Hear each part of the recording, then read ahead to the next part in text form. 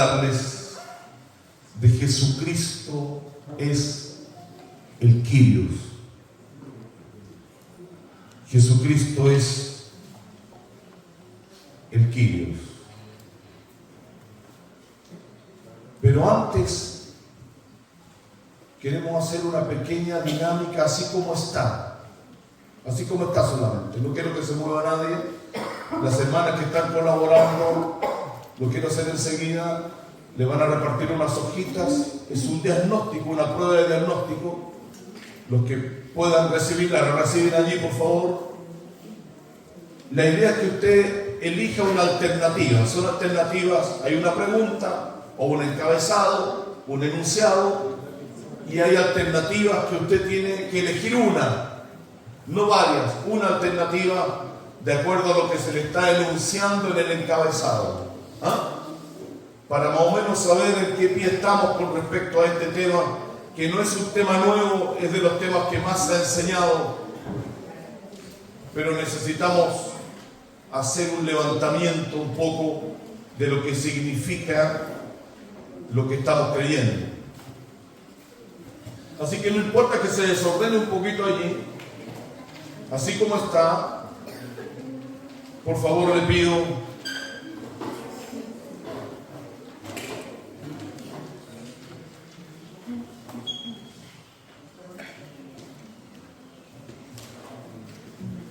que conteste esa prueba que va a recibir. La primera pregunta que aparece allí es: ¿qué significa Kyrios? Hay 4 alternativas ahí. Usted debe elegir una. La segunda pregunta es: ¿por qué es significativo que el Nuevo Testamento aplique Kyrios a Jesús? Tercero, según el libro de Hechos, ¿qué proclamó la iglesia primitiva acerca de Jesús? Cuarto, ¿qué afirma Romanos 10, verso 9 al 13, sobre confesar que Jesús es Señor? Y la última pregunta dice: ¿qué implica éticamente reconocer a Jesús como el Kyrios? En todas tiene 4 alternativas.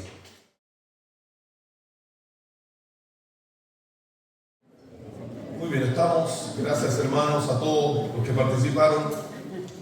Nos es útil esa información también a nosotros. Yo quiero comenzar el tema leyendo un pasaje de la Escritura.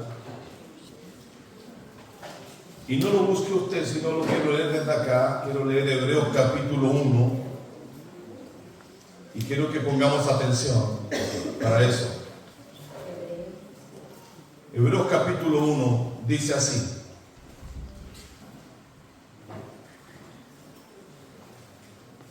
Dios, habiendo hablado muchas veces y de muchas maneras en otro tiempo a los padres por los profetas, en estos postreros días nos ha hablado por el Hijo, a quien constituyó heredero de todo, y por quien asimismo hizo el universo, el cual, siendo el resplandor de su gloria y la imagen misma de su sustancia, y quien sustenta todas las cosas con la palabra de su poder, habiendo efectuado la purificación de nuestros pecados por medio de sí mismo, se sentó a la diestra de la majestad en las alturas, hecho tanto superior a los ángeles, cuanto heredó más excelente nombre que ellos.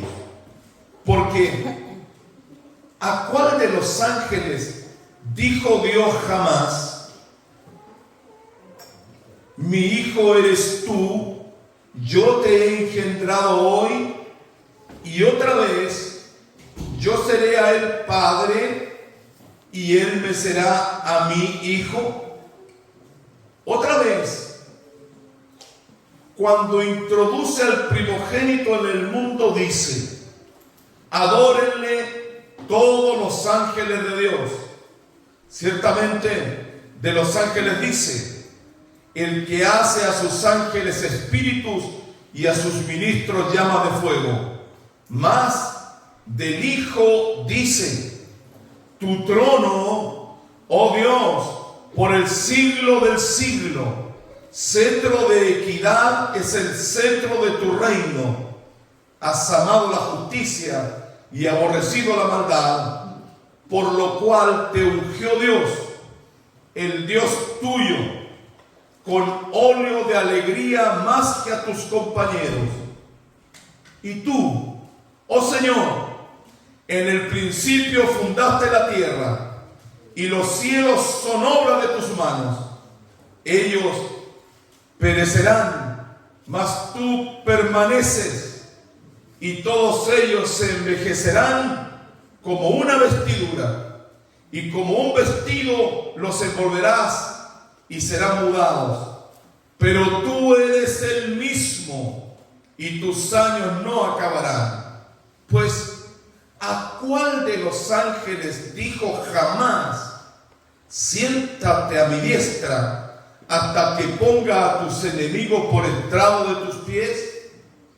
¿No son todos espíritus ministradores enviados para servicio a favor de los que serán herederos de la salvación?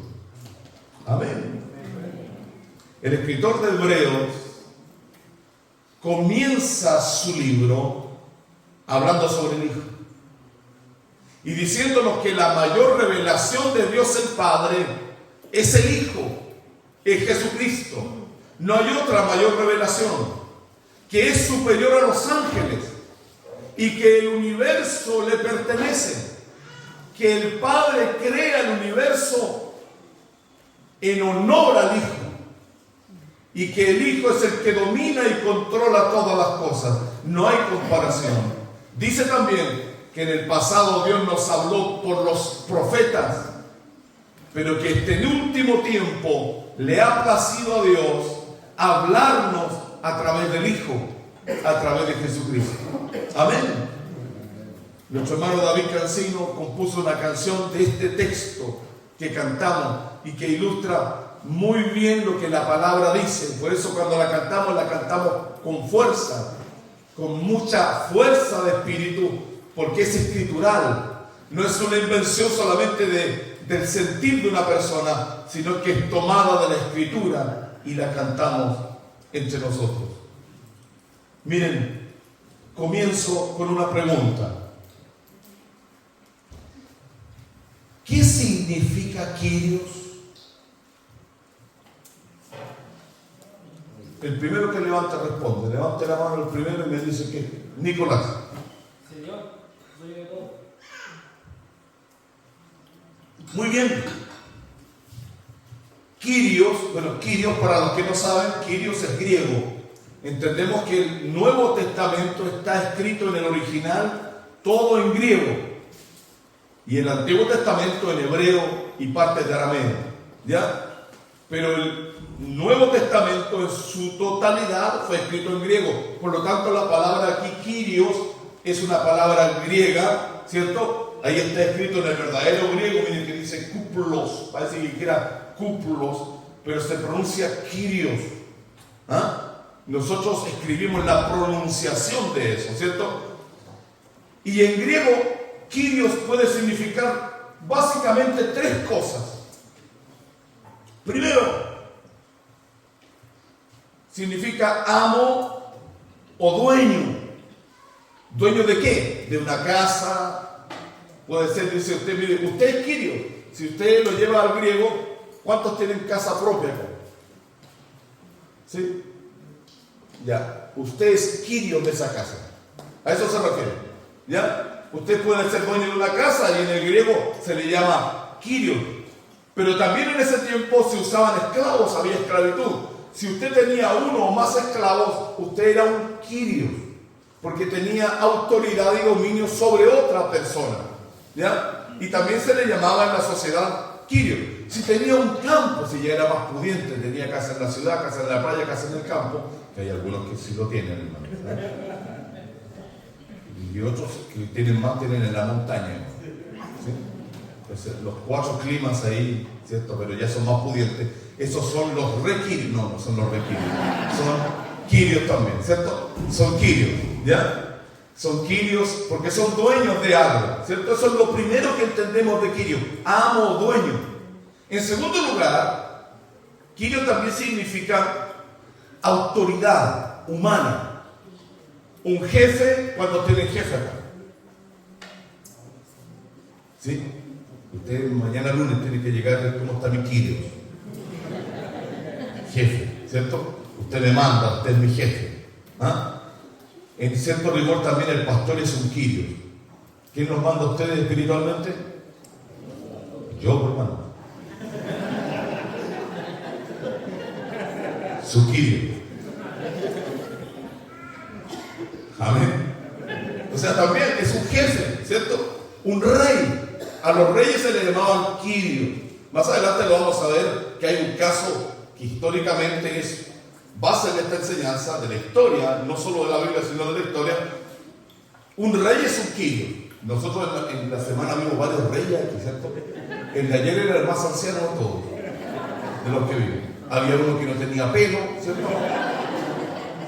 Destacaba más la corona. Pero bien los reyes, ¿cierto?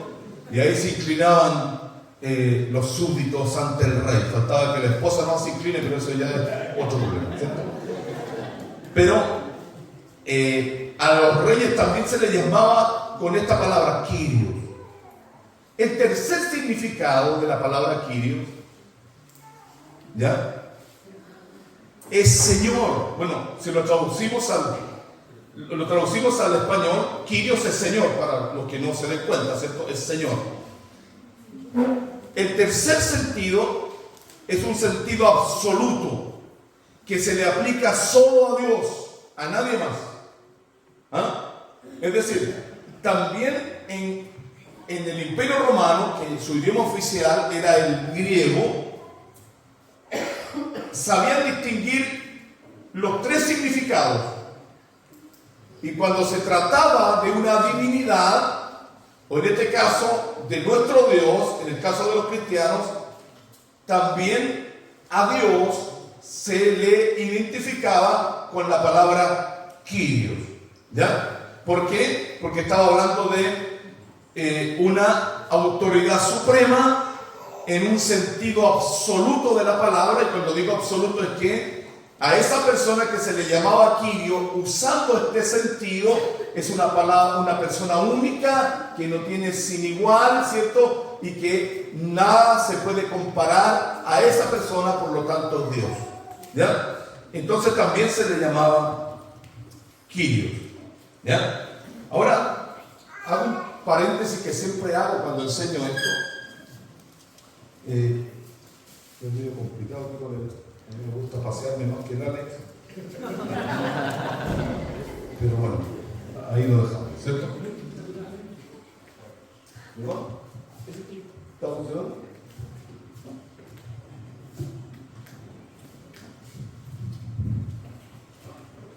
Discúlpenme que nos moleste, pero por algo soy esquilo. No.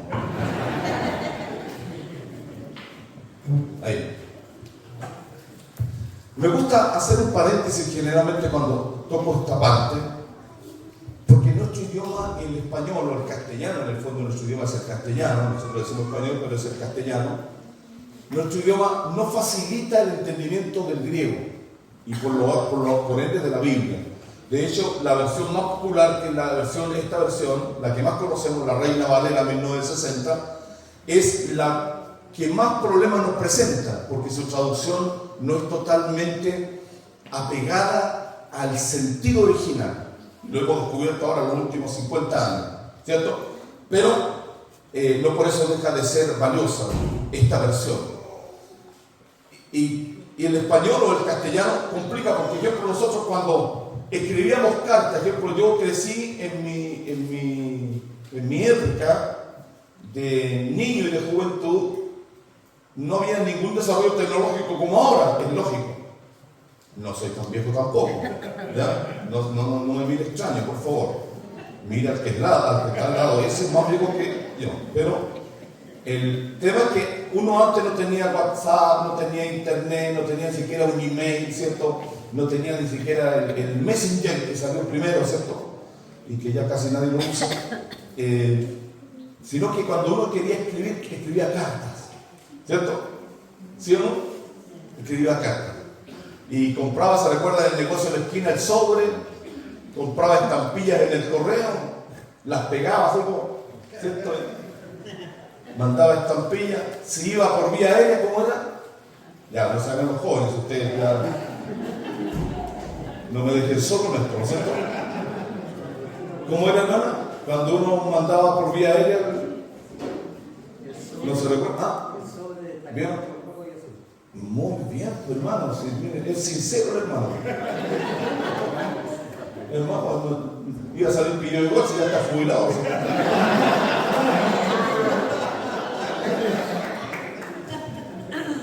Un día de jubilado, ¿no?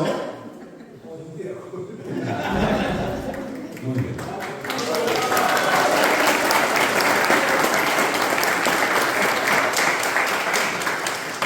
A mirar no era no.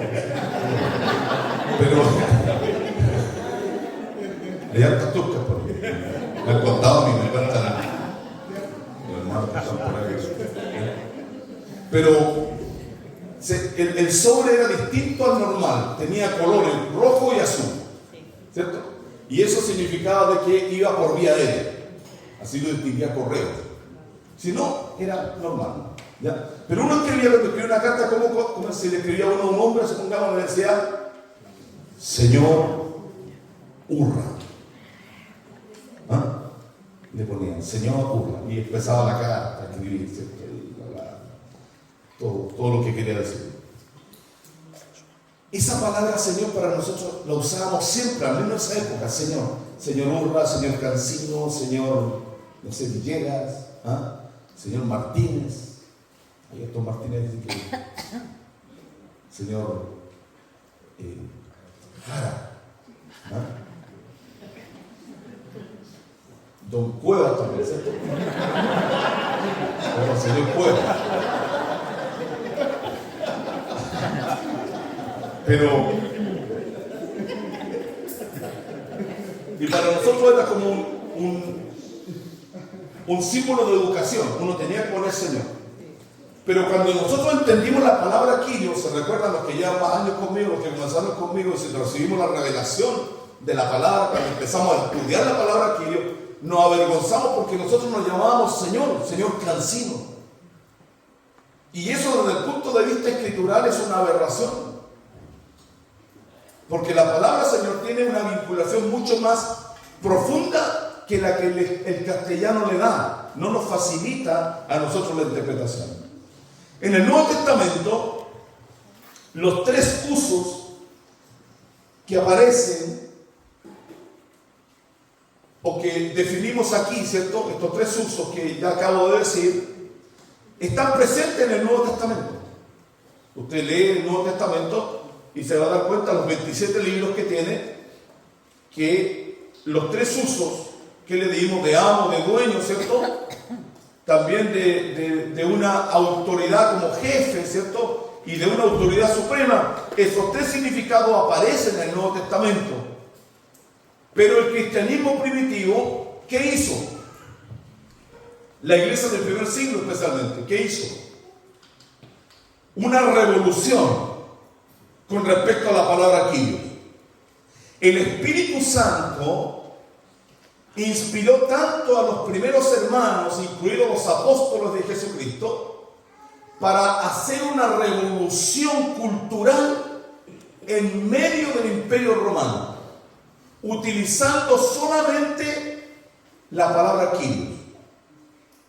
Y ellos lograron tomar esta palabra de la Biblia griega. Les recuerdo, para los que no entienden esto, en los tiempos de Jesús, el primer siglo, ya existía una versión griega del Antiguo Testamento, porque cabe la lógica de que todavía se estaba viviendo el Nuevo Testamento.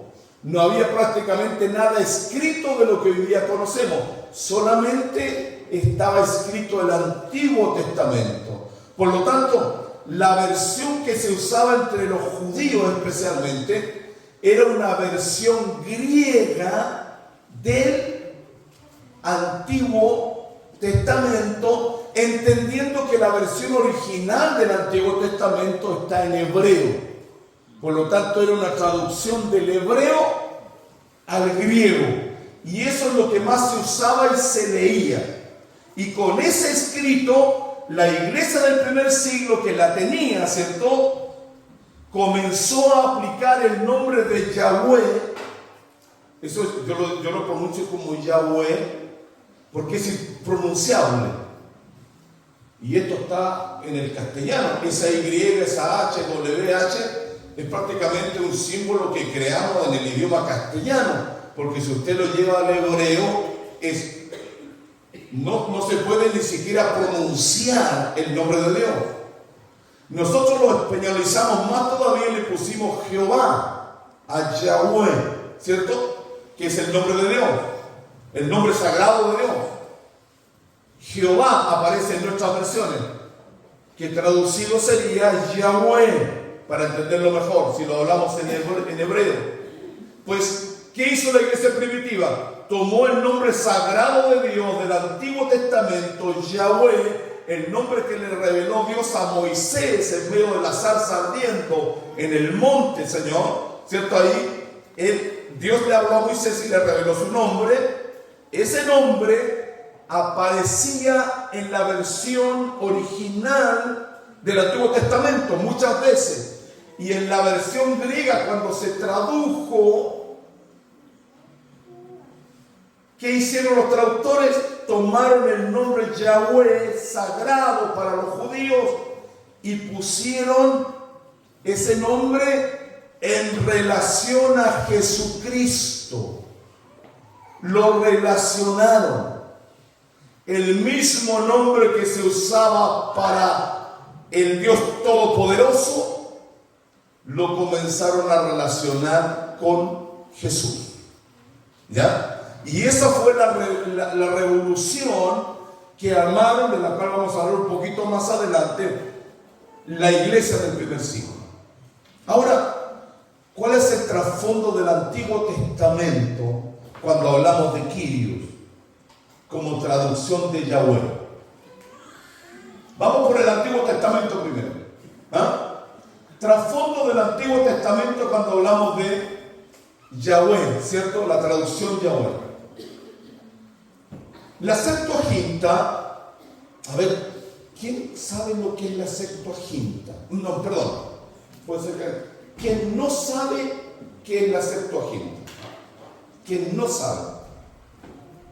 1, 2, 3, 4, 5, 6, 7. ¿Por qué no sabe? ¿Y por qué no sabe, hermano? Está bien. Si no sabe, ¿por qué no sabe? ¿Quién sabe lo que significa la palabra Septuaginta? ¿O a qué está relacionado? Los demás saben, ¿por qué no levantaron la mano? Ya, los que no levantaron la mano ahora, ¿quién de ustedes me puede explicar lo que es la Septuaginta? Ya, no, si ustedes no levantaron la mano, ¿sí? ¿Qué es la Septuaginta? Es la traducción al griego de los escritos judíos frente a la Torá. ¿Ya? A los libros judíos, la Torá, los libros proféticos. ¿Ya? Ya es la traducción griega, ¿sí? Septuaginta. ¿Sí? ¿Está bien, no? Sí. 50%. Es la base. ¿Qué más en la Septuaginta? A ver, los que ¿cuántos se graduaron de catecismo aquí? A ver. Parece que yo no le enseño, no fui su profesor. ¿Quién es la Septuaginta? Ya no perdemos más tiempo. ¿Ella sabe? ¿Sabe ella? Sí. A ver, Daniela, ¿sabe o no?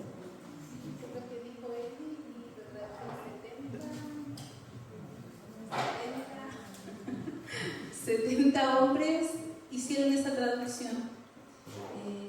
Eso es lo que Ya, por ahí, ¿cierto? Por ahí viene el nombre Septua. Septuaginta significa 70, ¿cierto? 70. La Septuaginta es la primera traducción que se hizo en la historia del hebreo al griego. Los hebreos eran muy celosos de sus escritos hasta el día de hoy. Era la Torá, la ley que recibió Moisés. Los profetas que escribieron sus libros, sagrados para ellos, intocables. Ellos no permitían que nadie tocara eso, pero cuando Alejandro Magno conquistó gran parte del mundo, entre ese mundo conquistó a los judíos, ¿cierto? Y sus herederos, murió Alejandro Magno, sus herederos gobernaron sobre Judea.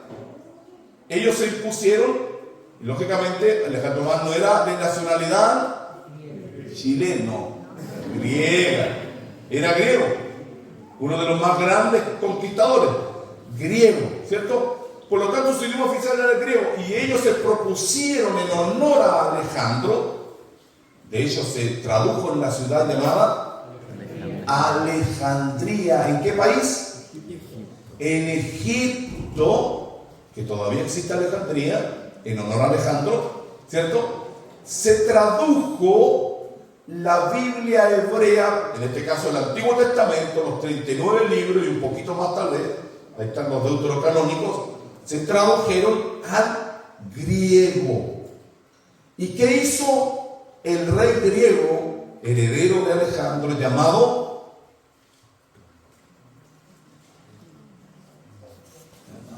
Estaban bien, hermanos, pero estábamos concentrados en lo que estábamos haciendo. ¿Cómo se llama el rey? Ptolomeo II, ¿ya? Ptolomeo II se le ocurrió la idea de traducir los escritos hebreos al griego y nombra por tribu.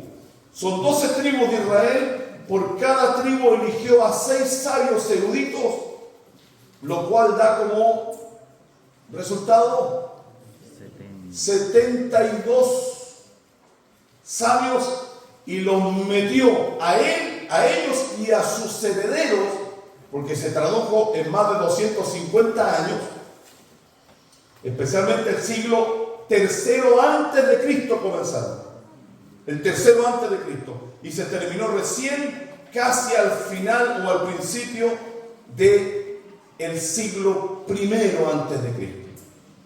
Se terminó con los profetas. Lo primero fue el Pentateuco, después los profetas. Y tradujeron toda la Biblia y la llamaron la Septuaginta en honor a los 72 eruditos que tradujeron del hebreo al griego esa Biblia. Y allí, hermanos queridos, como usted sabe, los judíos hasta el día de hoy tienen una reserva muy estricta de no faltar al tercer mandamiento. Perdón, segundo mandamiento. No tercero, segundo mandamiento, que es: no tomarás el nombre del Señor tu Dios en vano. Por lo tanto, ellos, para evitarse tomar el nombre divino, lo reemplazaban por atributos de Dios: el eterno, el glorioso, el majestuoso, ¿cierto?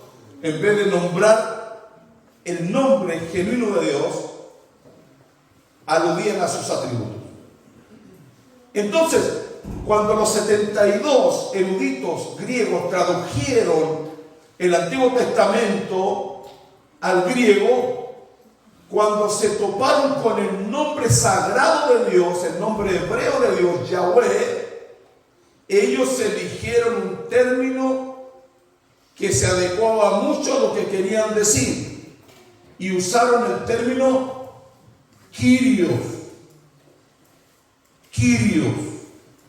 Ejemplo, Deuteronomio 6:4, que es el Shema, ¿cierto? Ahí está, miren. Como dice: Yahweh, nuestro Dios, Yahweh uno es. Shema. Eso lo repiten todos los días en la mañana los judíos. ¿Ah? Se levantan y lo primero que hacen es repetir el Shema. Yahweh, nuestro Dios, Yahweh uno es. Que en el griego, en la Septuaginta, se tradujo así: Kyrios, Joteos, Hemón, Kyrios, Hei, Estein.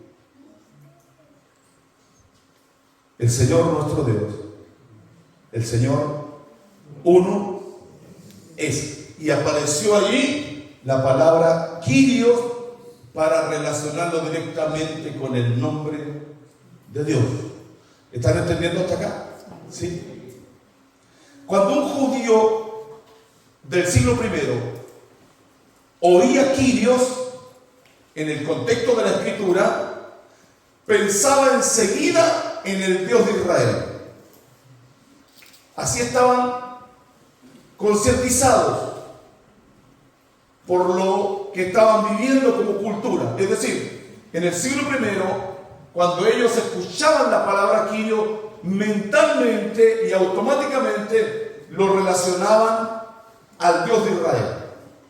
Kyrios es Dios, es nuestro Dios, el Dios todopoderoso, el único Dios. Lo relacionaban de esa manera. Ahora, veamos un poquito a Jesús como Kyrios en el Nuevo Testamento. Eso era el Antiguo, pero en el Nuevo. Ahí digo yo, ciertos evangelios, los evangelios de Rabí a Señor. Jesús pasó de ser Rabí a ser llamado Señor. Ese es el proceso que vive Jesús en el Nuevo Testamento. Y miren, la palabra Señor para referirse a Jesús en los evangelios empieza a usarse de manera creciente. Es decir, no es enseguida cuando aparece Jesús que comienzan a relacionarlo con Dios en el nombre, sino que fue paulatino, fue de menos a más, fue creciente, de a poco. No fue enseguida donde se comenzó a relacionar a Jesús con la palabra Kyrios y por ende con su naturaleza divina. Lo primero que vemos en el Evangelio es que se usaba la palabra Kyrios como un uso de respeto, como lo que yo decía en la carta, ¿se recuerdan? Uno cuando escribía una carta decía Señor tanto, por respeto, por educación. Así también se usaba en el Nuevo Testamento, como cortesía, ¿cierto? Ser educado, cortés, amable. Y lo vemos en el pasaje de Juan capítulo 4, magistral pasaje, donde Jesús conversa con la mujer samaritana en el pozo de Jacob, ¿se recuerdan? Hay un diálogo enorme, pero Jesús de pronto le dice a la mujer, si supieras quién te pide agua, tú le pedirías a él y él te daría agua viva. Y la mujer, ¿qué le dice enseguida?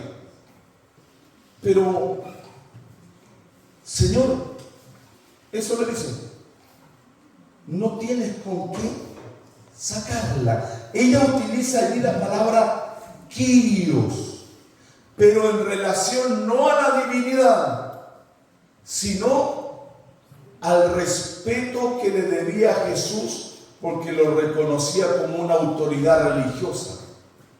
¿Me entienden? El sentido que se le da a Kyrios en ese verso no es de Dios, es un sentido cortés, amable, de educación, de reconocer quién era Jesús como rabí. ¿Ah? Nada más que eso. Así se usaba en el Nuevo Testamento. ¿Qué más? En segundo lugar, tenemos el uso de fe como confesión. ¿Quién me puede leer Juan 20:28, por favor? Acerca de los micrófonos si hay por ahí. ¿Quién me levanta la mano? Juan 20:28. Rápidamente. ¿Quién me ayuda? Dígalo y después lo busca. Allá, Jara, por favor. Juan, capítulo 20, versículo 28.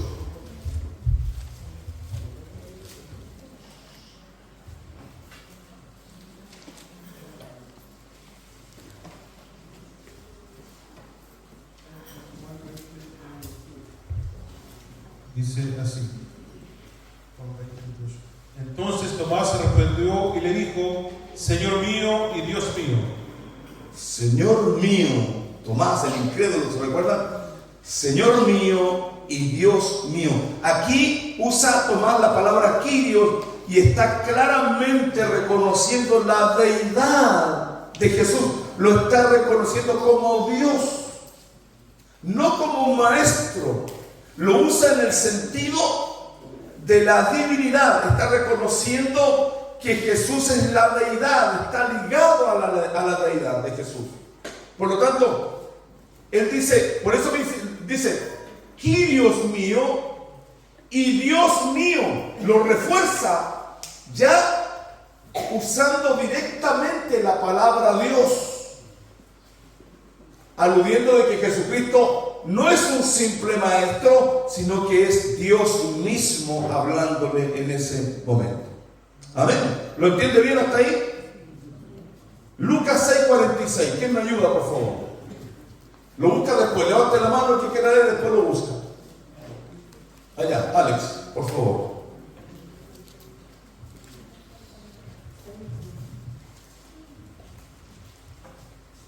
¿Por qué me llamáis Señor, Señor, y no hacéis lo que yo digo? Oh.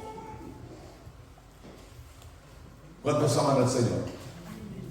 Dígale allí: Señor, yo te amo y te reconozco como Señor de mi vida. ¿Por qué llaman Señor a Jesús ustedes? Lo acaban de llamar Señor. ¿Por qué? ¿Por qué Jesús está reclamando esto acá? Es un reclamo de Jesús, lo que acaba de leer Alex. Jesús le dice, llegaron a la gente y le dijeron: Señor. Y Jesús le dice: a ver, un momento, ¿por qué ustedes me llaman Kyrios? ¿Por qué si ustedes se atreven, no sean, voy a chilenizar un poquito esto, para que ustedes lo entiendan. A ver, oye, no sean patú. Oye, son caraduras ustedes, ¿eh? ¿Por qué me llaman Kyrios? Tienen pata de payaso ustedes. Patú. Miren las patitas, me llaman Kyrios. ¿Por qué me llaman Kyrios si ustedes no hacen lo que yo les digo? Si yo fuera su Kyrio, su Señor, ustedes hicieran todo lo que yo les pido. Pero ustedes no hacen todo lo que yo les pido, por lo tanto, dejen de llamarme Señor, porque yo no soy su Señor. Solamente se puede llamar Señor a aquel donde uno reconoce plena autoridad y está sujeto totalmente a la voluntad de esa persona. Amén. Y aquí Jesús está reclamando ¿qué cosa? Reclama obediencia propia de un Kyrios absoluto.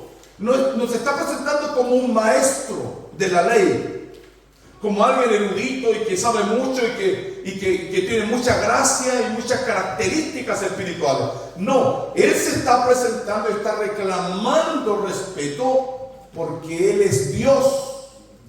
Amén. Por eso le dicen: no me llamen Kyrios, no me llamen Señor, porque si ustedes me llaman Señor, primero tienen que asegurarse de que hacen todo lo que yo les digo. ¿Por qué me llamáis Señor, Señor, y no hacéis lo que yo digo? Claro, porque era común, en ese tiempo lo entendían más que nosotros. Era común que tú solamente, y ellos se guardaban, lo respetaban mucho, solamente llamaban Señor a aquel que tenía autoridad sobre ellos. Amén. Entonces nosotros somos hermanos, somos o no somos patudos. Nos falta avanzar en eso, ¿no? Que Cristo sea Señor absoluto de nuestra vida para recién llamarlo Señor. Es decir, aquí el uso de la palabra Kyrios está relacionado a la fe, a una confesión con nuestros labios y nuestro corazón. Miren, en los evangelios el título Señor va creciendo hasta llegar después de la resurrección a hacer una confesión de fe. Es decir, va de a poquito. ¿Se recuerdan? Primero fue cortesía, después ya hay un reconocimiento de que Jesús es Dios, pero todavía hay dudas. Pero ¿cuándo se disipa toda duda con respecto a relacionar a Jesús con Dios?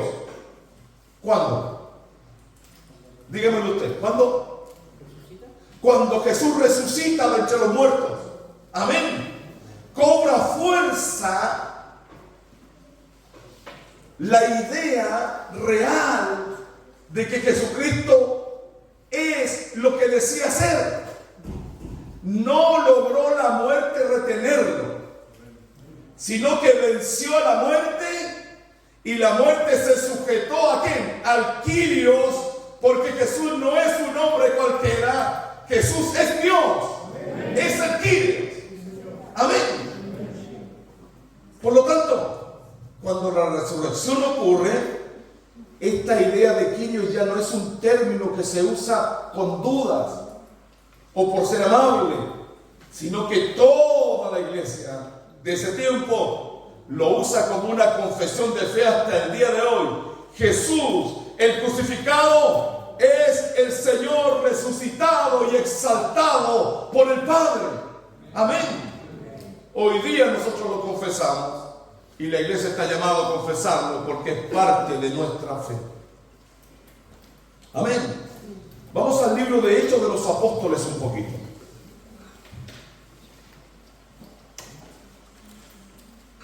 En Hechos de los Apóstoles, el anuncio que se da es que Jesús es Señor. Aquí ya está patentado. Jesús resucitó, ascendió, ya está en los cielos. Ahora los apóstoles están solitos en la tierra, fundando y haciendo crecer la iglesia. Y eso lo cuenta el libro de Hechos de los Apóstoles. Jesús ya no está en la tierra, está en los cielos hasta el día de hoy. Por lo tanto, cuando los apóstoles quedan con la unción del Espíritu, Jesús físicamente no está con ellos, está a través del Espíritu Santo. Ellos patentan en medio de la sociedad judía y en medio del imperio romano que Jesús es Señor. Amén. Y esto fundamentó la predicación de la iglesia primitiva. Por favor, alguien levante la mano y me ayuda a leer. Ya, ¿quién? Pablo Castro. Hechos 2:36, por favor. Este pasaje a mí me golpea, lo he predicado muchas veces y cada vez que lo predico me llena de fuerza. ¿Ya? Es el apóstol Pedro predicando en el aposento alto, ¿cierto? Después que recibieron el Espíritu Santo.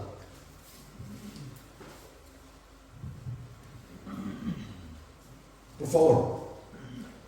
Sepa pues, ciertísimamente, toda la casa de Israel, que a este Jesús a quien vosotros crucificasteis, Dios le ha hecho Señor y Cristo. Amén. Amén.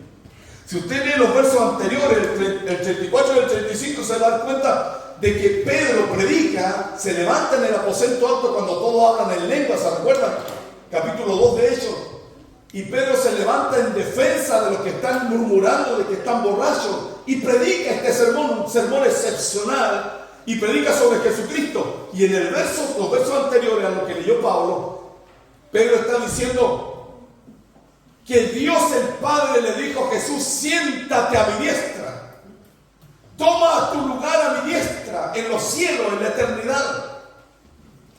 Y termina la idea con lo que leyó Pablo: sepa ciertísimamente toda la casa de Israel que a este Jesús a quien vosotros crucificasteis, Dios lo ha hecho Señor y Cristo.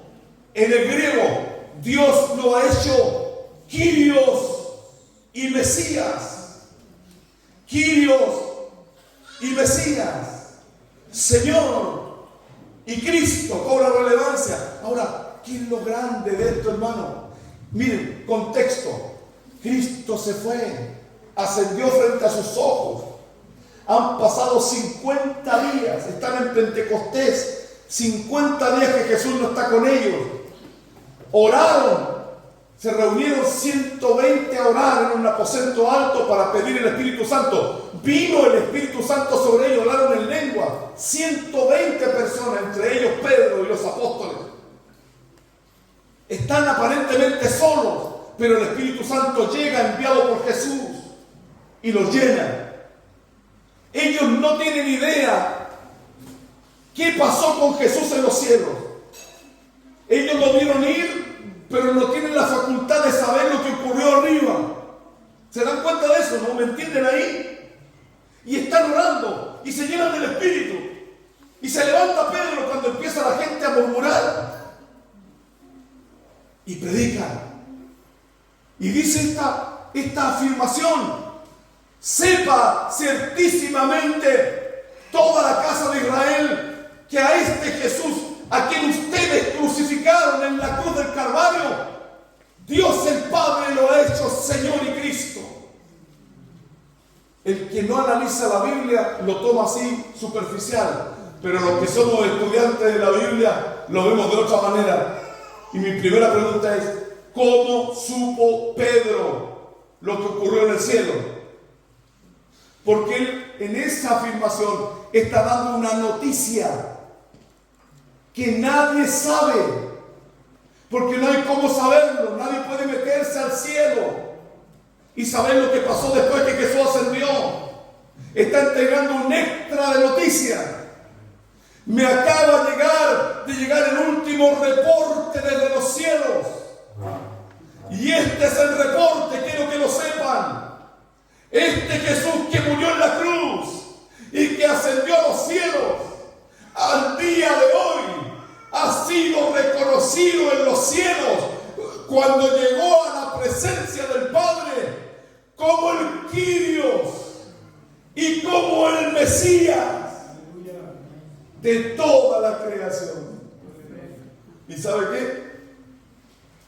Cuando leemos Apocalipsis nos complementamos y decimos cómo es el Espíritu Santo. Juan, casi 50 años después, escribe el Apocalipsis por revelación del Espíritu en una isla solitaria. Y el Espíritu lo primero que le muestra, le dice: sube acá y sube al cielo. ¿Y qué es lo que ve? Ve la coronación de Jesús como Señor en los cielos.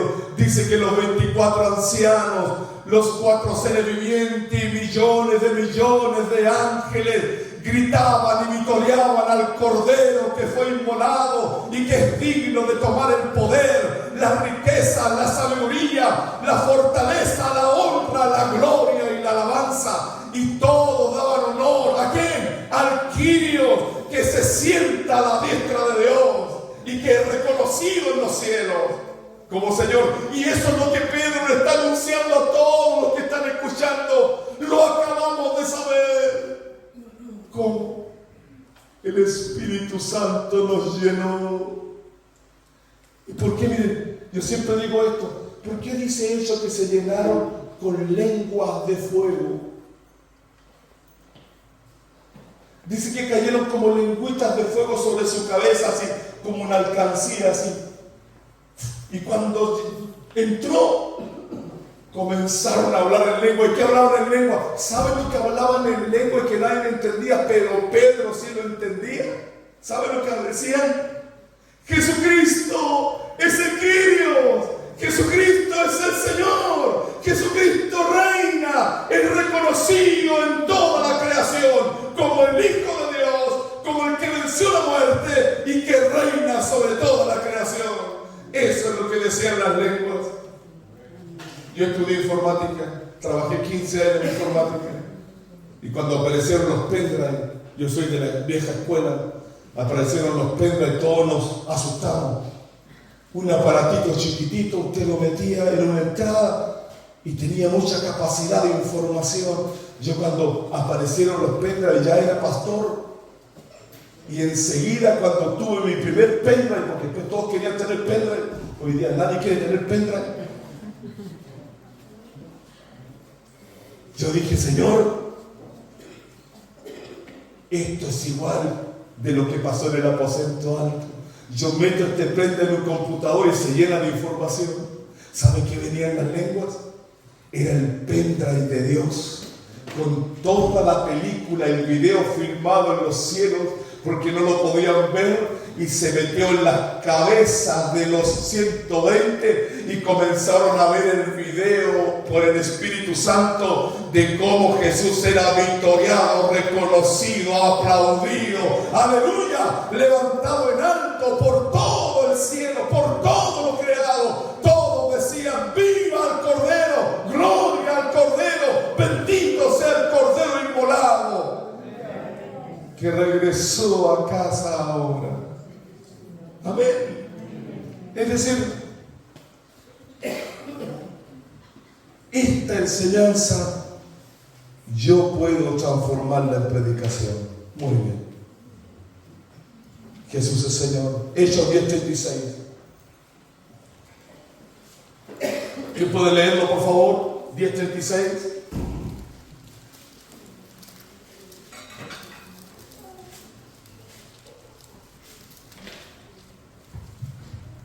¿Quién me ayuda? Nelson, por favor. Dios envió mensaje a los hijos de Israel anunciando el Evangelio de la paz por medio de Jesucristo. Este es el Señor de todos. Aleluya. Los judíos llamaban a Dios Señor y eran la raza exclusiva. Nadie tiene un Dios como nosotros, decían. Todos los pueblos son paganos. Así eran los judíos hasta el día de hoy. ¿Sabe usted que los judíos no nos tratan bien a nosotros? Cuando uno va a Israel, Rebeca fue a Israel, prohibían las Biblias, los Nuevos Testamentos, ¿sí? No podían entrar en el Nuevo Testamento a ciertos lugares, porque no reconocen el Nuevo Testamento como palabra de Dios. Tú le hablas de Jesucristo y pueden insultar a Jesucristo, no tienen ningún problema. Un ortodoxo judío puede golpearte si tú le hablas de Jesucristo. ¿Y saben? Ellos decían orgullosamente hasta el día de hoy: solo nuestro Dios es nuestro, los demás son paganos. Pero ¿qué dice el Nuevo Testamento? ¿Qué dice Hecho, inspirado por el Espíritu Santo? Dice que Jesús no es solo Kyrios de los judíos, es Kyrios de todos los seres, de todas las naciones, de todos los seres humanos, de todos los seres vivos, de toda la creación. No es solo de un pueblo, es de todos los que han sido creados por Dios. Amén. Crean en Él o no, Jesús es Kyrios de todo lo creado. Y el apóstol Pablo agrega en una de sus cartas y dice: porque Jesús no solamente es Señor de vivo, sino también es Señor de todos los muertos, porque Él es Señor de la vida y es Señor de la muerte también, es Señor del paraíso y es Señor del Seol. Jesús es Señor de todo. Amén. Yo el otro día pensaba, si fuera a Israel alguna vez y no me dejaran entrar, tendría que decir que tengo un pasaporte extraordinario para entrar a los lugares sagrados. La sangre de Cristo que está sobre mí me da autoridad para pisar cualquier lugar que haya pisado mi Señor y Kyrio. Amén. Amén. ¿Usted lo cree? ¿Usted lo cree? Hechos 4:12. ¿Qué dice Hechos 4:12? ¿Alguien más había levantado la mano ahí, por favor? Ahora es el turno de ayudarme. Hechos 4:12. Nicolás parece que había sido.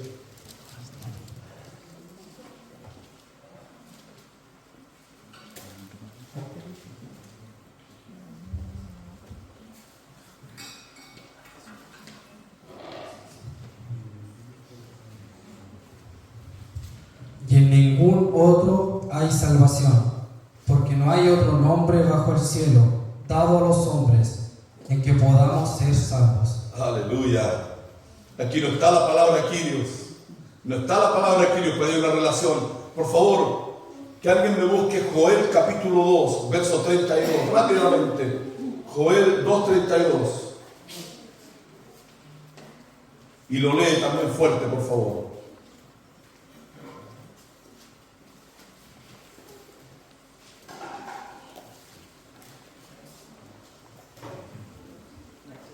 Y todo aquel que invocar el nombre del Señor será salvo, porque en el monte de Sion y Jerusalén habrá salvación, como ha dicho el Señor, y entre el remanente al cual Él habrá llamado. Aleluya. Todo el que invocar el nombre de Yahweh será salvo, dice el Antiguo Testamento. ¿Y qué dice el Nuevo? Parafraseando Joel 2:32. Y en ningún otro nombre hay salvación. Aleluya. Solo en el nombre de Jesucristo. Es decir, Jesucristo es Yahweh. Jesucristo es Dios. Jesucristo es el Kyrio. Es el mismo nombre. No hay otro nombre. Es el único nombre. No hay una distinción. El nombre de Yahweh es el mismo nombre de nuestro Kyrio, Jesucristo. Amén. Gloria a Dios. El apóstol Pablo, aleluya, después de Jesús, me gustaría conocer al rey David, pero también me gustaría conocer al apóstol Pablo. No es bueno exaltar en demasiado a los hombres, pero yo doy honor a Jesús por el apóstol Pablo, el gran gestor de la iglesia, usado por el Espíritu Santo para edificar la iglesia de acuerdo al corazón de Jesús. Jesús lo eligió, siendo un enemigo de la fe, Jesús lo eligió para ser su enviado, su apóstol.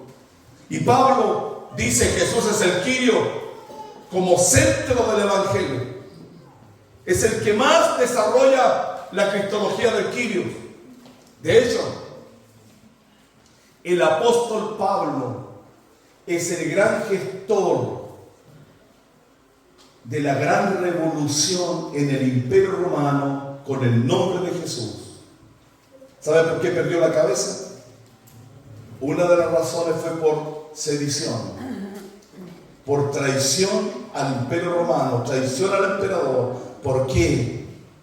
Porque el apóstol Pablo comenzó a escribir cartas. Hermanos amados, les decía, Jesucristo es nuestro Kyrio.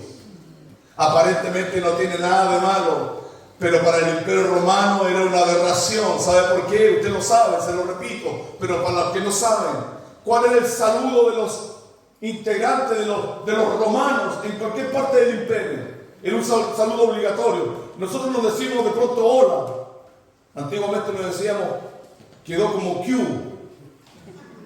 No entiendo si es Q, pero en realidad esa es la palabra rápida, porque somos muy rápidos para hablar de qué hubo, ¿cierto? O sea, en el fondo, ¿cómo estás? Y nosotros, ¿qué hubo? ¿O no? Antiguamente los que tenemos más edad sabemos de qué hablamos. ¿Qué hubo? Hoy día los cabros, no sé, se saludan de otra manera, arriba, la palma abajo, ¿cierto? No, se pegan en todas partes, no sé por qué, ¿cierto? Ni siquiera se abren. A veces ni se miran, ¿cierto? Se ponen la mano acá, se pegan aquí, y en otros lados, ¿cierto? Y antiguamente uno saludaba, hola, ¿cómo está usted? ¿Cierto? Pues el romano, cuando saludaba a otro romano, ¿cierto? Si uno veía un romano y los dos eran romanos, ¿qué decían? ¿Cuál era su saludo? Saludo imperial. Momento. Adolf Hitler copió el saludo romano. ¿Sabían usted? Así como le copió el águila, le copió el saludo. ¿Cómo eran los hitlerianos? ¡Hum! Levantaban la mano, ¿cierto? Usted va a Alemania hoy día, lo pueden condenar a cada cárcel, ¿eh? Tenga cuidado. Usted hace de pronto en Alemania, hace... Lo ven y lo meten en la cárcel. ¿Y Hitler cómo copió? Bueno, Hitler lo hacía más porque él era el emperador, ¿cierto? Hitler hacía así. Y todos los demás hacían, pero él hacía así. ¿Y cómo decía? Un saludo. ¡Ay, Hitler! Algún chileno entendió, ¡ay, chicle! Una cosa así. Pero... ¿Y cómo saludaban los romanos? mano derecha arriba. Y se miraban. Él y romano, bien mantenido. Yo romano, bien mantenido también. Y los saludaban. Él Luis, César es el Quirios. Sí, César era el Quirios. Ese era su saludo, tenía que responder, sí, César es el Quirios. Y se saludaban. Y resulta que cuando la iglesia llegó al imperio y comenzó desde Judea a diseminarse por todos lados, los cristianos en las catacumbas, escondidos, haciendo culto, orando, adorando, milagros, sanando enfermos, la gente salvada, restaurada, y comenzó a crecer. En las calles del imperio de pronto se encontró el Elvis bien mantenido, con el Carlos bien mantenido, pero Carlos ahora es pastor. Y de pronto Elvis me saluda y me dice: César es el Quirios. no, Jesucristo es el Quirios.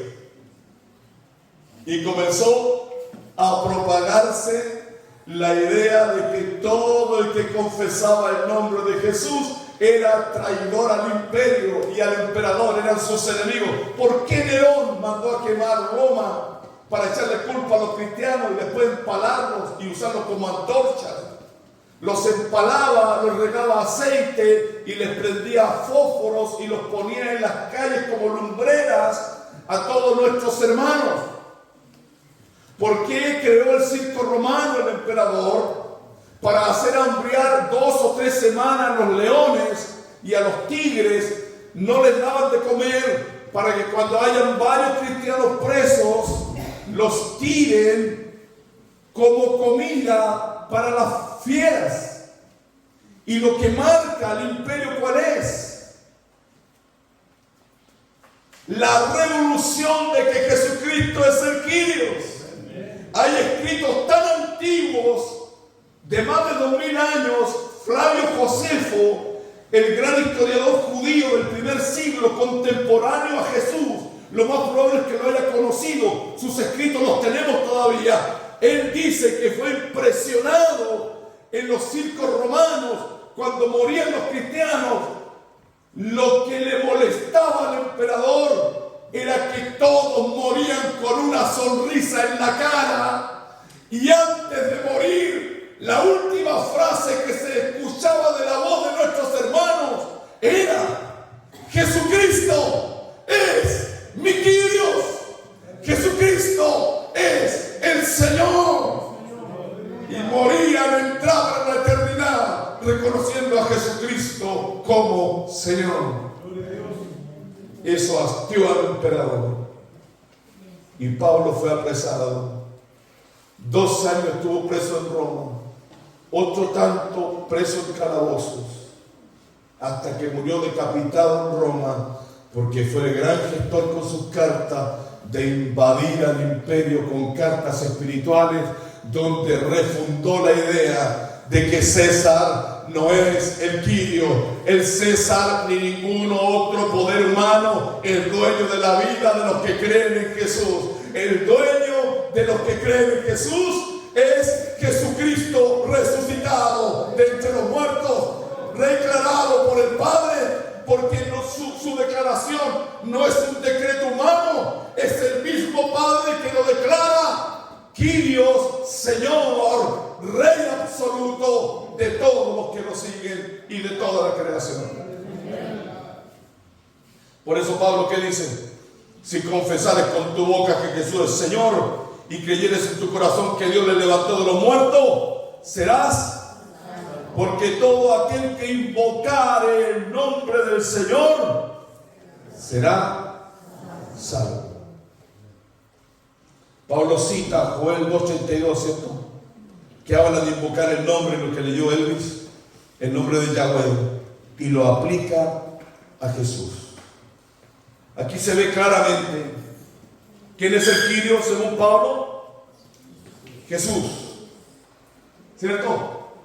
Y Jesús ocupa el lugar del Señor del Antiguo Testamento como fuente de salvación. Aleluya. Confesar Jesús es Quirios no es solo decir un título, es el acto de salvación y de lealtad total. Amén. Amén. Pablo dice que Jesús es Kyrios como centro del Evangelio, y en 1 Corintios 8, versos 5 y 6, él dice que hay un solo Dios y un solo Señor. Se los leo, dice: para nosotros, sin embargo, ¿para quiénes? Para los cristianos. Para nosotros, sin embargo, hay un solo Dios, el Padre. Y agrega: y un solo Señor. ¿Quién? Jesucristo, por medio del cual son todas las cosas. Aparece la figura del Padre y aparece la figura del Kyrios. Jesucristo es Dios, dos personas distintas, pero Dios al fin y al cabo. Uno es el Padre y otro es el Kyrios, el Señor que domina y gobierna todo. Eso dice 1 Corintios capítulo 8. Hermano, Pablo reformula el Shema judío de Deuteronomio, como lo vimos. Yahweh es nuestro Dios, Yahweh uno es. Él lo reformula y nos dice que Jesucristo es Dios. Lo abre cristológicamente. Un Dios, quien es el Padre. Un Señor, quien es Jesucristo. Y miren, esto no divide a la divinidad, sino que incluye a Jesús dentro de la identidad del Dios único. Es decir, Jesús es reconocido por la iglesia del primer siglo y por los escritos del apóstol Pablo como Dios mismo. No es un simple hombre, sino que es Dios encarnado. Él leyó con mucha fuerza al inicio de la adoración Filipenses 2, versos 6 al 11. ¿Sabía usted, lo que no sabe, que Filipenses capítulo 2, versos 6 al 11 es el himno más antiguo conocido de la iglesia? ¿Lo sabía usted? Sí. Es un himno. Lo cantaba la iglesia del primer siglo. Y Pablo, por orden del Espíritu Santo, lo incluye a los filipenses.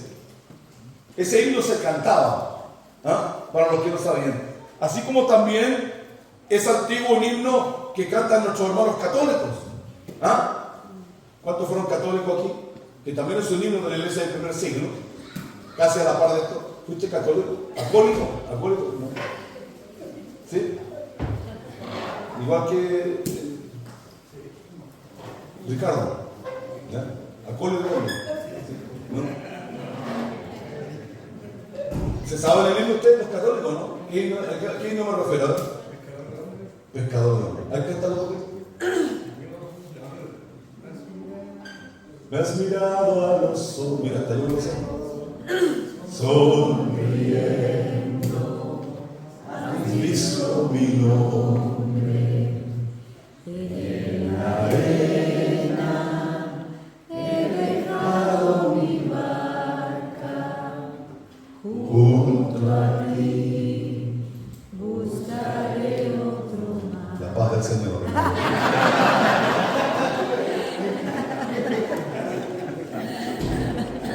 Ese vino, que usted no lo crea, lo cantan nuestros hermanos católicos, pero si nosotros lo cantáramos no tuviera ningún problema espiritual.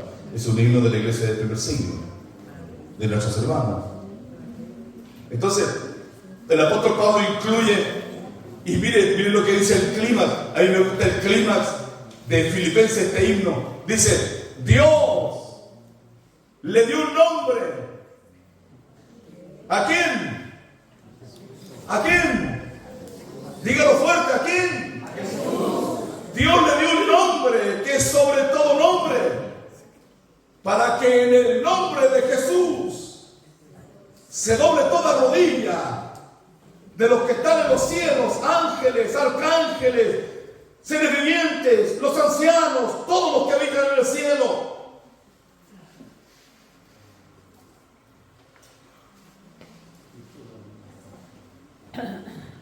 Para los que están en la tierra, seres humanos, animales, árboles, mares, lagos, todo lo creado, debajo de la tierra, principados demoníacos, el infierno mismo, todos están llamados por este himno a doblar su rodilla frente al Kyrios y abrir su lengua, aunque sea a la fuerza, porque si no lo quieren hacer voluntariamente, la Biblia dice que llegará el día en que aunque no quieras, por la autoridad de Dios, todos tienen que confesar con su lengua. ¿Qué tienen que confesar? Confiésalo, hermano. Confiésalo, hermano. ¿Para qué? Aleluya. Ese es el clima de lo que estamos diciendo allí. Y el apóstol Pablo magistralmente mete ese himno como carta a los filipenses. Pablo está citando, cuando incluye este himno, Isaías 45:23, donde dice: a mí se doblará toda rodilla y jurará toda lengua. Aleluya. Se da cuenta que vincula el antiguo con el nuevo, porque Yahweh es Jesús. Yahweh es Dios, Jesús es Dios, es el Kyrios. Lo aplica, toda rodilla, toda lengua confiesa, ¿qué cosa? Jesús es Kyrios. Es decir, Jesús comparte la adoración debida solo a Yahweh, pero para gloria de Dios Padre, mostrando ¿qué cosa? Unidad en la Santísima Trinidad y no competencia, no compiten, están unidos.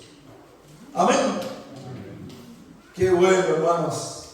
Vamos a hacer un break hasta ahora. ¿Están bien? ¿Sí? Descansamos 10 minutos. Vaya al baño. No se vaya a dormir en la carpa.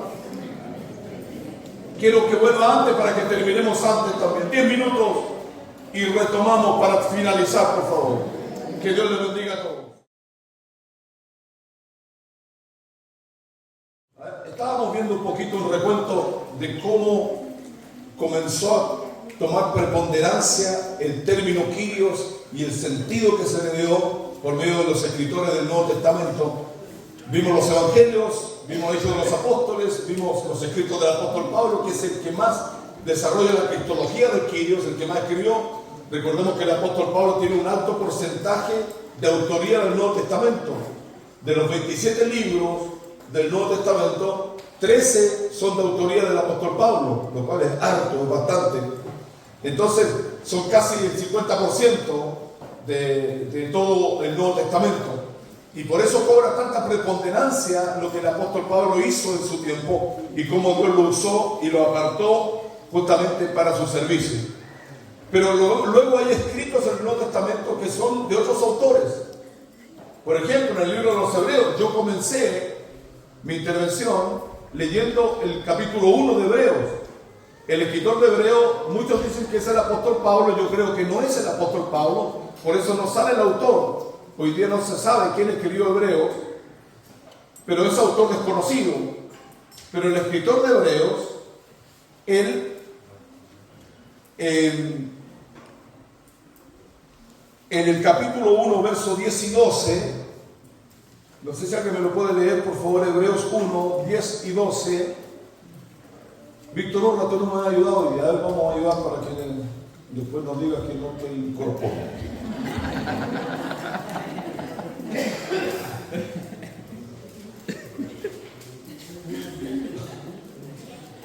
Uno, 10 y 12. 10 al 12. Verso 10 al 12, por favor. Hebreos 1, verso 10 al 12. Y tú, oh Señor, en el principio fundaste la tierra y los cielos son obra de tus manos. Ellos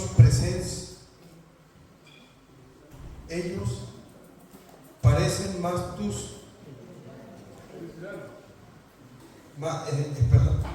ellos perecerán, mas tú permaneces, y todos ellos se embellecerán, mas tú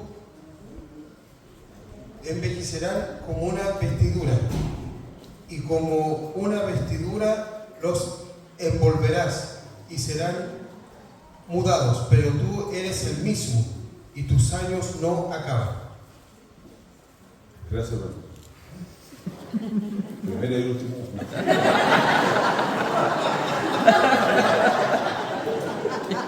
No me deje mal, por favor.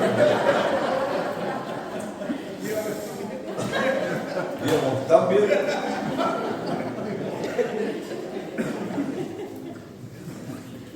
Ya, se lo voy a leer de nuevo.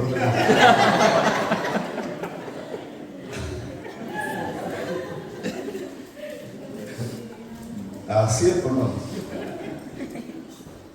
¿De quién?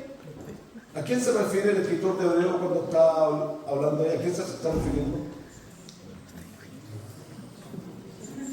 Es el creador, todo se envejece menos él, todo se deteriora menos él. ¿A quién se está refiriendo? A Jesús. A Jesús. Lo extraño es que es un paralelo del Antiguo Testamento. Eso está en el Salmo 102, donde se muestra a Dios como creador de todo, como sustentador de todo. Y el escritor de Hebreo se da el lujo de decir que ese mismo creador es Jesús nuestro Señor, nuestro Cristo. ¿Amén? Por revelación de la palabra, nosotros entendemos que en el Génesis, usted ha leído Génesis capítulo 1, la creación, ¿cierto? Que dice el verso 1 y 2, los versos más profundos de la Biblia. En el principio, creó Dios los cielos y la tierra, verso 2, y la tierra estaba desordenada y vacía, y el Espíritu de Dios se movía sobre la faz de las aguas o del abismo, cualquier versión que usted quiera. ¿Ah? Los dos primeros versos. Pero el verso 3 dice que Dios dijo Dios.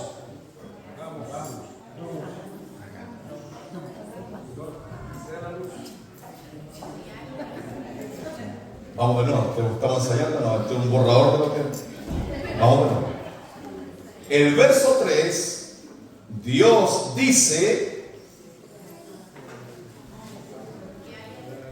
hágase la luz. ¿Y por qué? Comienzan los días, estos días 1, ¿por qué días más abajo? No me recuerdo el día. Día más abajo dice: y creó Dios el día y la noche.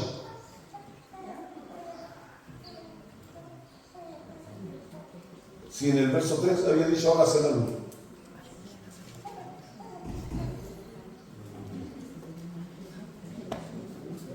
¿No lo sabe? Ya, hasta aquí no, hermano, que no sabe mucho más. Pero el tema, ¿sabe qué es? En el hebreo, por eso el español no nos ayuda. El hebreo que dice: y apareció la luz. Y apareció la luz. ¿Y qué dice Juan? El escrito más profundo del Nuevo Testamento ahora. Miren, Génesis 1, Juan 1. En el principio, parte igual que Génesis, en el principio era el verbo, y el verbo era con Dios, y el verbo era Dios. Todas las cosas por Él fueron hechas, y nada de lo que ha sido hecho hubiese sido hecho si no es por su palabra. Y Él era la luz de los hombres. Jesús no solamente es el verbo, la palabra activa de Dios. Cuando Dios decía hágase, hágase, ¿quién es esa palabra? Es la segunda persona de la Santísima Trinidad. Nosotros le llamamos Jesús. Aleluya. Pero también es nuestro Kyrios, nuestro Señor. Él es el creador de todas las cosas. La luz apareció allí, amén. Él es el creador de todo lo que existe. Fue la palabra, fue la segunda persona la que ejecutó todo lo que vemos. Por eso Jesús se maravillaba cuando veía todo, porque decía: esto lo hice con el poder de mi palabra. Porque Él es Dios. Amén. ¿Por qué le obedecía el viento? Porque Él lo creó. ¿Por qué le obedecía el mar? Porque Él lo creó. ¿Por qué le obedecía el agua y podía caminar sobre el agua? Porque Él la creó, porque Él es el creador y sustentador de todas las cosas. Bendito sea el Señor. Amén. El Hijo participa de las obras y los títulos de Kyrios Yahweh. Es decir, es igual en esencia al Dios Todopoderoso. Si yo le voy a Israel y le digo a un judío ortodoxo, Jesucristo es Dios y es igual al Dios del Antiguo Testamento, me mata. Si puede, me mata. En una página, hace años atrás, me metí yo a una página judía en un foro y me dio tanta pena que se metió un judío a escribir y dijo: con todo respeto a mi Señor Jesucristo, dijo el perro Jesús. Porque así lo ven ellos. Pero nosotros sabemos que Jesucristo murió en la cruz primero para sanar nuestra alma y nuestra vida, pero no se quedó en la tumba. La muerte no pudo retenerlo. Las cadenas de la muerte no son poderosas para Jesús. Jesús se levantó al tercer día diciendo: no soy un simple hombre, un simple rabino, un simple pensador, un simple maestro. Soy Dios mismo encarnado entre ustedes, porque si yo no vengo a salvarlo, ustedes estarían perdidos. Hoy día Jesucristo vive por los siglos de los siglos, y la muerte, dice Pablo, no se enseñoreará nunca más de Jesucristo. ¡Aleluya! ¡Aleluya! Y no solo eso, todos los que hemos muerto, o los que han muerto y los que moriremos en Jesús, seremos resucitados con Él en el día del Señor. Porque no solo Él resucitó, sino que todos los que mueren en Cristo se levantarán para decir que Jesucristo tiene poder, porque es el Señor de todas las cosas. Amén. Gloria a Dios. Ese es nuestro Señor. Pedro también escribió 2 cartas, y se dice que posiblemente escribió el Evangelio de Marcos. ¿Y qué dice Pedro 3:15? Primera carta de Pedro 3:15. No le voy a pedir a Víctor, no, sino por ahí a ver. Ale Martínez Gáez, por favor. Aquí me voy a la segura. Primera de Pedro 3:15.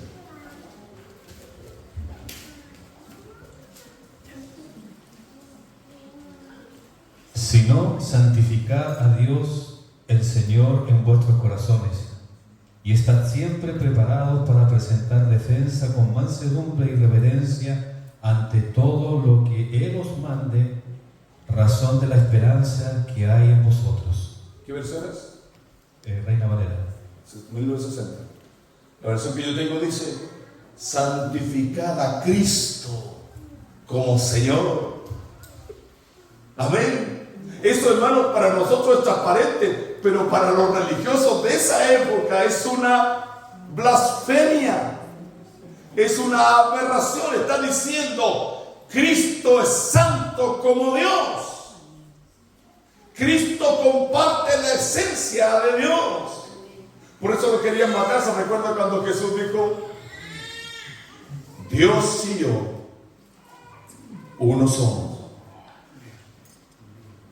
Cuando le dijo a Felipe, su discípulo, el baterista, le dijo: Felipe, hace tanto tiempo que estoy entre vosotros y no me habéis visto a mí. Porque Felipe, ¿qué dijo? Muéstranos al Padre, muéstranos a Dios, y nos basta, te vamos a creer que tú eres Dios. Y Jesús le contestó: tanto tiempo estoy con ustedes y no me han visto. El que me ha visto a mí, blasfemia para el judío, el que me ha visto a mí, ha visto a Dios, ha visto al Padre. Caifás condenó a la cruz y lo mandó donde Pilatos a Jesús en el juicio, porque le preguntó: declárame, dijo el sumo sacerdote Caifás a Jesús, declárame de una vez por todas lo que has dicho. ¿Eres tú Dios o no? Y Jesús te dijo, lo soy. Lo soy. Y dice Caifás, levantó las manos al cielo como sumo sacerdote, rasgó sus vestiduras, se tiró al suelo gritando, blasfemia, blasfemia, debe ser condenado. Ese día Jesús fue entregado a los romanos para ir a la cruz. ¿Sabe qué? Jesús no podía negarse a sí mismo. Aleluya, bendito es el Señor. ¿Por qué razón cuando Jesús está frente a Pilato, vamos de Pilato, y Pilato no lo quiere matar, y Pilato le dice, pero tú no veo nada malo en esta persona, y lo trata de asustar porque es el representante del emperador. El emperador es el Quirio de los romanos y puede quitarte la vida o dártela, y él representaba al emperador, y le dice, ¿acaso no sabes? Le dice Pilatos a Jesús. Jesús está azotado, está mal herido, está amarrado, y se para frente a Pilato, y Pilato le dice, mira, ¿no sabes acaso quién soy? Soy el procurador romano, Poncio Pilato, y yo tengo la autoridad para darte la vida o para quitártela. ¿Y qué dice Jesús? Oh, mi héroe, Jesús es mi héroe, hermano. Yo cuando leo la Biblia me lleno de fe, de esperanza. Jesús es mi héroe. Aleluya. Él le contesta y le dice con mucha paz, ninguna autoridad tuvieras si no te fuera dada de mi Padre que está en los cielos. Y le agrega, ¿no sabes que si yo quisiera rogar a mi Padre que enviara 12 legiones de ángeles? ¿Saben cuántos ángeles tiene una legión? 6.000. Multiplique 6.000 por 12 y va a sacar la cantidad de ángeles que estaban a disposición de Jesús para defenderlo. ¿No sabes tú que si yo quisiera pidiera 12 legiones de ángeles angelicales y vinieran aquí, me rodearan y me sacaran de aquí para evitar la muerte? Un día un pastor, maestro mío en Santiago, cuando estudié teología, nos hizo llorar en una clase porque él dijo, yo me imagino que cuando Jesús dijo esa frase, el arcángel Miguel fue retenido por la mano de Dios, porque cuando el arcángel Miguel escuchó en los cielos que Jesús dijo, ¿acaso no sabes que hay 12 legiones de ángeles dispuestos a defenderme y sacarme de aquí? El arcángel Miguel ama a Jesús. Los ángeles del cielo aman a Jesús, lo reconocen como Quirio. Y Miguel, dijo el pastor, tiene que haber desenvainado su espada y dijo, Señor, da la orden y yo voy, yo quiero ir a sacarla. No puede morir nuestro Quirio. Y Dios, pensando en nosotros, Dios pensando en ti y en mí, pudiendo haberme evitado el dolor, pudiendo haber evitado la muerte y el sacrificio en su cuerpo, retiene a las huestes angelicales y les dice, no se muevan de aquí, no lo hagan, no se atrevan, tiene que continuar ese proceso, porque si no continúa, no va a haber iglesia en los hornos. No van a haber redimidos en los hornos. No van a haber redimidos en Chile. No van a haber redimidos en todo el planeta. Porque no habrá sacrificio que aplaque mi ira. Y ese sacrificio está destinado para Jesús.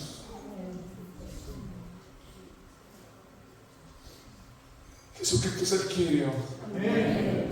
Jesucristo es el Señor. Por eso hay que santificarlo como a Dios, porque Él es Dios. Amén. Y Apocalipsis, ¿qué dice Apocalipsis? El último libro.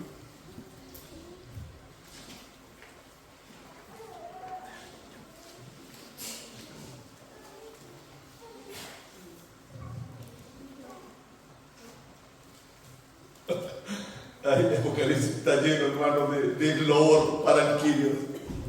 Usted se lo sabe de memoria. Se lo sabe. Y en su muslo y en su vestidura tiene un nombre escrito que ninguno conocía sino él mismo. Y este nombre es... ¿Cuál es el nombre? ¡Aleluya! Es Rey de todos los reyes y Kyrios de todos los Kyrios. Si hay reyes en la tierra, Jesucristo es Rey de todos esos reyes. Si hay algún Señor que manda y tiene autoridad, Jesucristo es el Kyrios de todos los Kyrios. Aleluya, Él es el Rey de reyes y Señor de señores. Y lo tiene escrito en su muslo. Cuando aparezca en su caballo, en su corcel, para venir por la iglesia y tomar juicio sobre las naciones, lo primero que veremos será su rostro. Veremos el cinto que cruza su pecho. Veremos su espada, pero al mismo tiempo veremos grabado en su muslo la inscripción que dice Rey de reyes y Señor de señores. Aleluya. Gloria a Dios. Pero el apóstol Juan en el primer capítulo recuerda dos grandes títulos del Antiguo Testamento vinculados a Dios. Y oí una voz detrás de mí como un estruendo de muchas aguas que me dijo, yo soy, ¿quién? El Alfa y la Omega, la primera letra del alfabeto griego, el Alfa, y la última letra del alfabeto griego, el Omega. Soy el primero y soy el último, es decir, soy el eterno, no tengo fin, nadie me puede exterminar, he existido siempre y siempre existiré, soy antes que todos y estoy siempre presente. Aleluya, el Alfa y la Omega, el primero y el último. Hermano, el Espíritu me dice que llegue hasta aquí. Por ahora es suficiente. ¿Para cuánto Jesucristo es Señor? ¿Lo puedes confesar allí?